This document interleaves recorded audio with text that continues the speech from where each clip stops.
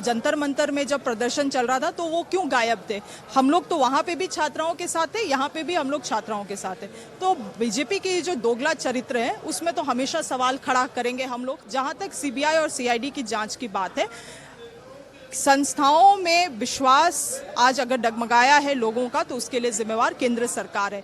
एक सरकार है जो लोगों का विश्वास को दोबारा इस व्यवस्था में कायम करने के लिए आगे बढ़ रही है, तो कृपया करके आप अपने नसीहत को अपने पास रखें। कई सारे राज्य हैं जिसमें आपकी शासन है, आपको भी हिम्मत है तो अपनी सरकार में अपनी संस्थाओं के ऊपर अपने जांच एजेंसी के द्वारा जांच बैठा दे।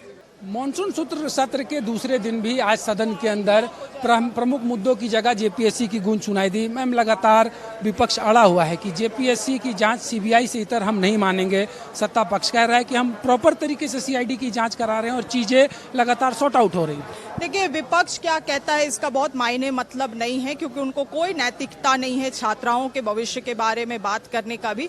अगर यहाँ पे वो लोग यहाँ के छात्राओं के साथ खड़े हैं तो फिर जंतर मंतर में जब प्रदर्शन चल रहा था तो वो क्यों गायब थे? हम लोग तो वहाँ पे भी छात्राओं के साथ थे, यहाँ पे भी हम लोग छात्राओं के साथ थे। तो बीजेपी की जो दोगला चरित्र है उसमें तो हमेशा सवाल खड़ा करेंगे हम लोग, इसलिए उनको बोलने का कोई नैतिकता नहीं है। जहाँ तक सीबीआई और सीआईडी की जांच की बात है, संस्थाओं में विश्वास आज अगर डगमगाया है लोगों का तो उसके लिए जिम्मेवार केंद्र सरकार है। जिस तरह से ईडी सीबीआई को केवल और केवल द्वेष की भावना से इस्तेमाल किया जाता है राजनीतिक एजेंडाओं के लिए, आज वही कारण है कि यहाँ ना किसी संस्था पे लोगों को विश्वास नहीं है। मगर हाँ, पारदर्शिता से हमारी सरकार जांच करा रही है।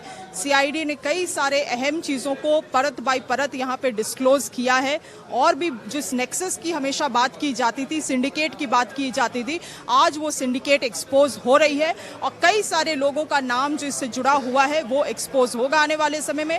माननीय मुख्यमंत्री जी ने पूरे ईमानदारी से ये भी कह दिया है कि अगर जांच की आंच हमारे घर तक पहुंचती है तो आप उससे भी ना गुरेज करें, हमारे घर की भी जांच हो, हमारे लोगों की भी जांच हो। तो इससे बड़ी मुझे लगता है ज़्यादा ईमानदारी किसी सरकार ने पूरे देश भर में नहीं दिखाया है जितना हम ईमानदारी से इन चीज़ों पे आगे बढ़ रहे हैं। अब आवश्यकता है डेलीगेशन कमेटी का एक वार्तालाप हो, हम सभी को उस संवाद के लिए इंतजार है। तो आशा और विश्वास है कि जल्द ही ये संवाद हो पाएगा। संवाद के लिए छात्रों को क्या मैसेज सरकार देगी?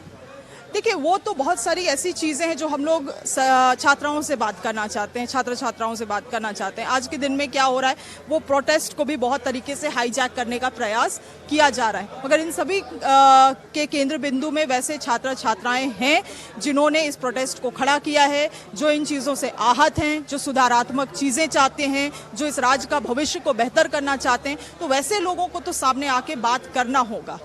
आखिरी सवाल, कल जब राहुल जी ने बात की झारखंड में आंदोलनरत छात्रों से, उसके बाद बीजेपी के स्टेट प्रेसिडेंट का ये बयान आता है कि राहुल जी को छात्रों की जगह सरकार से बात करके कहना चाहिए था कि तमाम चीज़ों को सॉर्ट आउट करें। देखिए, बीजेपी को मैं एक नसीहत देना चाहूँगी, इन चीज़ों में ना पड़े। नैतिकता आप में कुछ बची नहीं है। आज संवैधानिक संस्थाओं का आपने ये स्थिति कर दिया है, एग्जाम कंडक्टिंग एजेंसीज का ये स्थिति कर दिया है आपने, सब चीज़ों को तो, व्यवस्था को तो आपने पूरा खत्म कर दिया। अगर एक सरकार है जो लोगों का विश्वास को दोबारा इस व्यवस्था में कायम करने के लिए आगे बढ़ रही है, तो कृपया करके आप अपने नसीहत को अपने पास रखें। कई सारे राज्य हैं जिसमें आपकी शासन है, आपको भी हिम्मत है तो अपनी सरकार में अपनी संस्थाओं के ऊपर अपने जांच एजेंसी के द्वारा जांच बैठा दे। हमने सुना कृषि मंत्री शिल्पी नेहा तिर्की को जेपीएससी के मुद्दे पर स्पष्ट कहा कि सरकार साफ नीयत और ठोस इरादों के साथ आगे बढ़ रही है। वहीं पर छात्रों के साथ भी इन्होंने एक अपील की है कि छात्र किसी भी तरीके के प्रोपेगेंडे का हिस्सा ना बने और आए, सरकार उनसे बात करने को तैयार है। बीजेपी जो चीज़ें यहाँ कह रही है उसे अपने रूलिंग स्टेट में अगर फॉलो करेगी तो ज़्यादा बेहतर होगा। सहयोगी सुशील के साथ विपिन उपाध्याय, न्यूज़ 11 रांची। हर इंसान का सपना एक घर हो अपना। आशियाना मार्केटिंग एंड कंस्ट्रक्शन करेगा आपका सपना पूरा। उगना एनक्लेव में बनाए अपने सपनों का आशियाना। आज ही बुकिंग कराएं अपने सपनों का आशियाना। आशियाना उगना एनक्लेव।